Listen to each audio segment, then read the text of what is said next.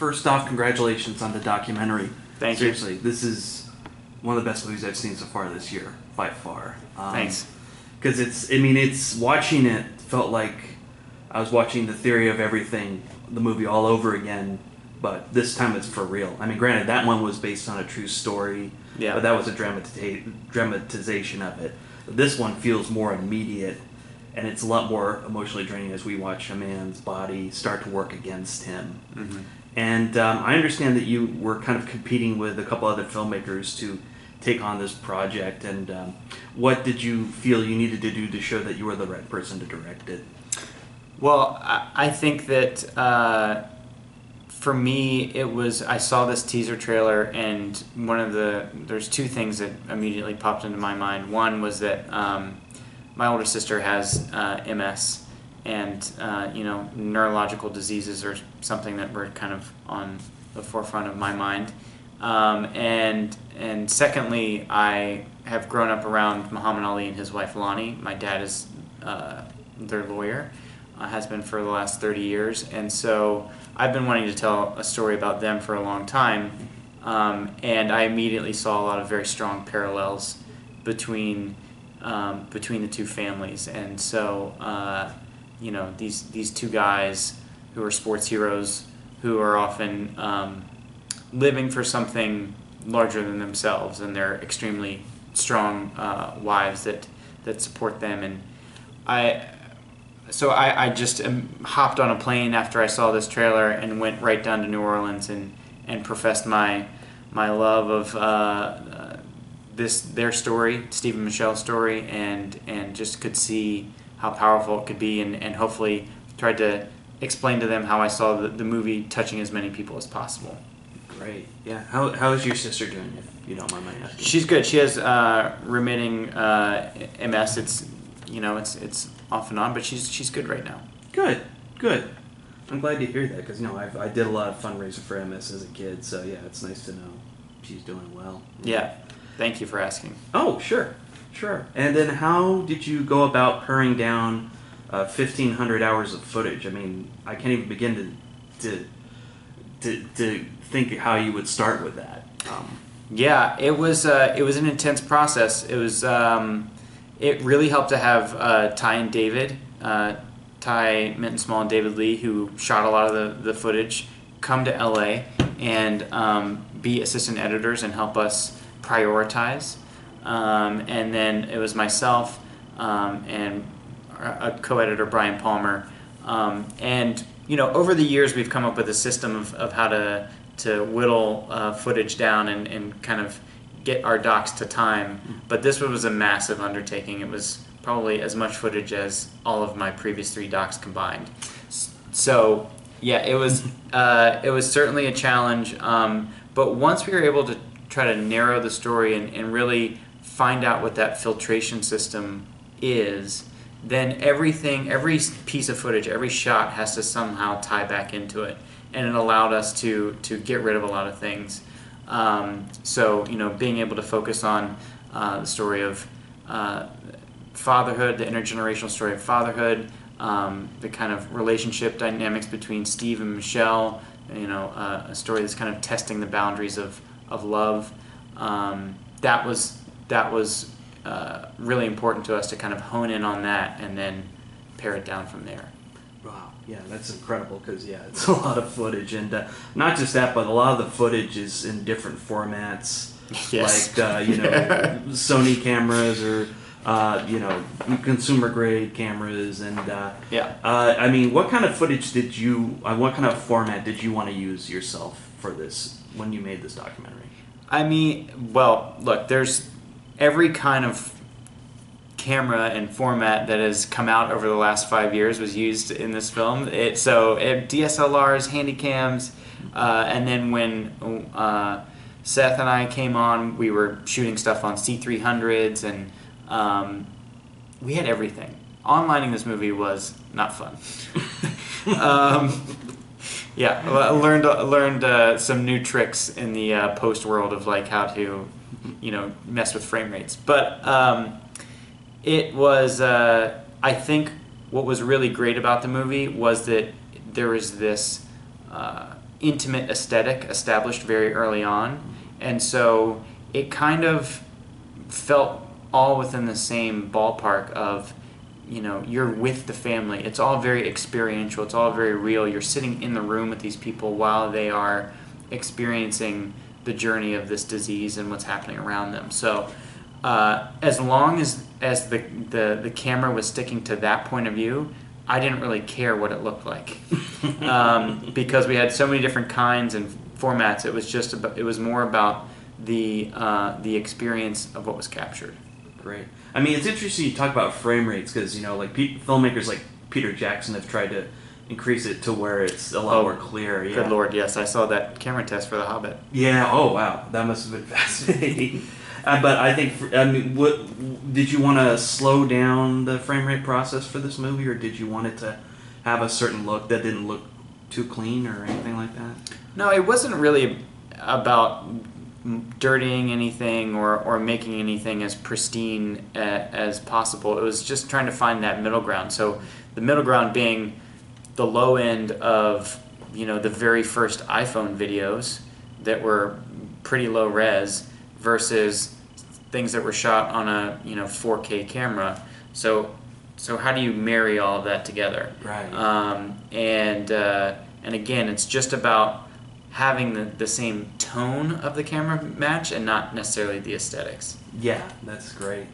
And then I've talked with a lot of documentary filmmakers over the years, and it's always interesting to see how the end product differs from where you thought it was when it began. How would you say this documentary evolved as you were making it? There's a couple of surprises that I think really elevated the movie. At first, I thought the film was going to be about a guy who, through a set of tragic circumstances, finds his purpose in life.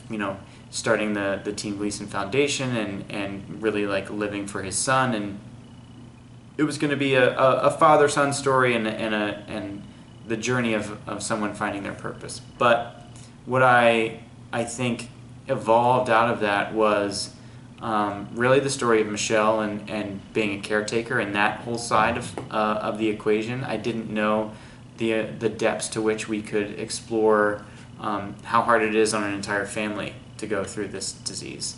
And so that was very, very important. It became critical, and audiences started to really latch onto that in some of our test screenings. So that revealed itself, and I think elevated the movie because it's not just Steve's story by the end as well. That's true, yeah. Was there anything you wanted to include in the documentary that you were forced to cut out for one reason or another? Let's see. Forced to cut out? Not really. I mean, there are things I wish that there could have been a little more time perhaps spent on the people in Steve's life who, his support group of friends and family, because there are many other people who have supported Steve through the years. And some of those are in the Team Gleason network of caretakers and friends. So, there's just a lot of people that help the family live their life and are very important to them. And I know that they're important to Steve and Michelle because they have told me so. And so I wish that I could have done justice to that a little bit more.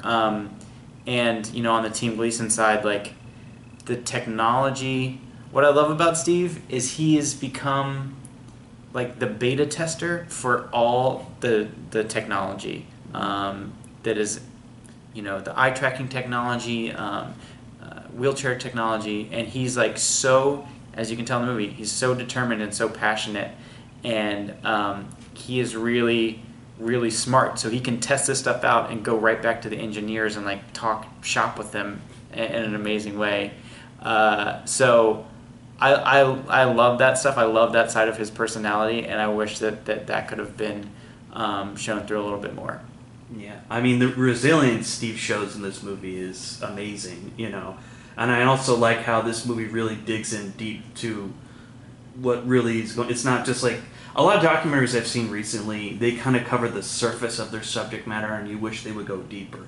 Yeah. But you really go deeper with this movie, in the scene where the statue of him blocking the pun is unveiled, but then you find out later that he loses control of his bowels. And yeah, it was really important for us to show all sides of the story, because there's a lot of media that has come out on the family and on Steve in particular. You know, there's an NFL Network piece, there's a kind of longer ESPN piece about him, and there's tons of media on him. And so our job was to find the story behind that story, and I think the moment that you're talking about perfectly illustrates that. It's like, yeah, he had a statue dedicated to him, and it was an amazing moment to celebrate. But at the same time, in reality, what he is experiencing is this pretty harsh dichotomy and polarity of his existence, of having to go home and deal with the harsh realities of the disease immediately after having this celebratory moment. And that's what his life was like, and that's what we were trying to illustrate and portray for our audiences. Great, yeah. No, that's the thing, because a lot of it is just like, the surface, like the great parts of the person, or what's easy to digest, but you really accomplished capturing the struggles of dealing with this disease. And then the other big star of the movie is Michelle, who really has to take on more than any one person can bear. You know? And because we don't hear about her as much in those ESPN documentaries you mentioned. And how open was she to this whole process? Was it something she was reluctant to be a part of at first, or was she? Yeah, I mean, throughout the course of filming, from what I've heard, was that she, was, as long as these people who were around, meaning Ty and David, were willing to help her out on the caretaking front and help out with Steve, because she needed that help, she didn't care what they were doing. So she was, they had cameras in her face, and she didn't even pay it any attention, really. I think she did become pretty sensitive and aware of the film towards the later stages of it, and was pretty nervous about it.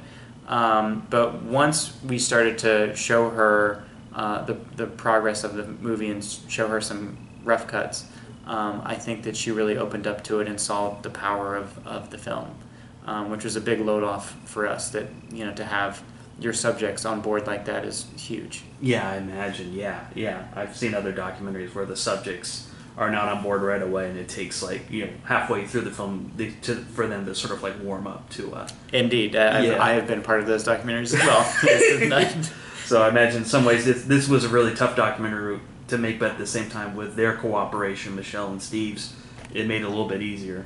Indeed, and they're both very smart, very articulate, and say what they're feeling in the moment, which is great for footage-wise, but also great when communicating with them about trying to collaborate on the film and get the film done in a very timely and efficient manner. Yeah, definitely. And one thing I definitely wanted to bring up was this movie has an R rating for language, which I personally think is kind of bogus. I think this is a movie...